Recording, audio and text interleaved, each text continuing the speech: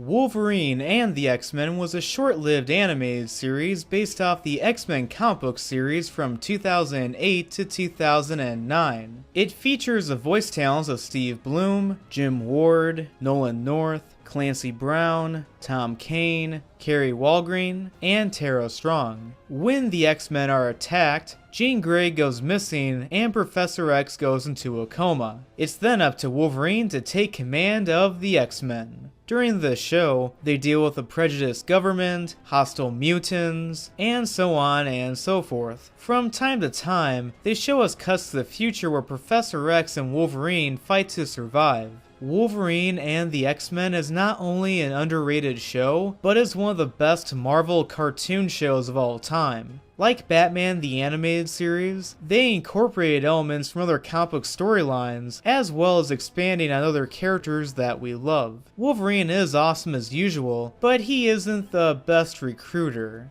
When the going gets tough, the tough pack it in. Is that it, huh? Angel was another character that I liked. Although he isn't the most powerful character, I like how he's at a crossroads where he's a mutant and wants to help, but he is the son of a man who wants to keep mutants in line. Nightcrawler has always been a favorite character of mine. I like how in one episode, he is trying to escape an island and spends the entire night teleporting back to America. Not only does it show the extent of Nightcrawler's powers, but you wonder if he's even going to make it. With Rogue, I didn't like that she was more like the one from the movies where she didn't have super strength and couldn't fly. By the way, in some shots, she sorta looks like Anastasia. Another character to mention is Forge. He's kinda like a dorky version of Tony Stark. The first scratch is always the most painful. What a dick move. I thought it was interesting that Gambit was not part of the X-Men, but was more of his own person this time around. One character that everyone kept an eye on, which I can't blame them for doing so, was Emma Frost. She had a shady past, but she said she wanted to help. You do want her to turn out to be a good person, but you're not too sure if she can be trusted. With the other mutants that the X-Men have to deal with, the Brotherhood is a very hostile group. Their leader is a sharpshooter named Domino, who always seemed to be in competition with Emma Frost to see who had the biggest cleavage. I like how this Magneto is an expert on taking on the X-Men, but he just wants to maintain his island of Genosha. I like how we see a hint at Wolverine's past for not just when he was in the Weapon X program, but the whole twist when he worked with Mystique and had a relationship with her.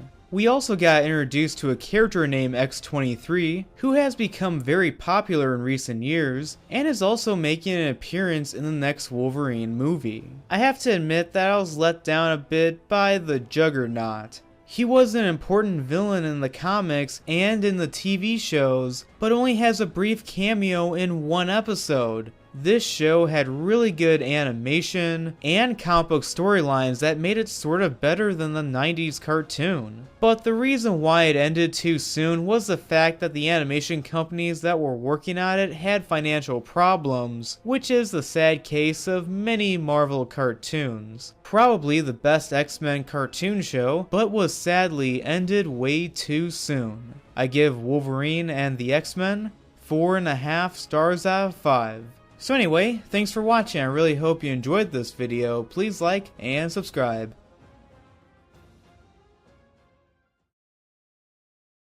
I have no problem about this transition shot close-up, but it's not as awkward as this one from the Magic School Bus.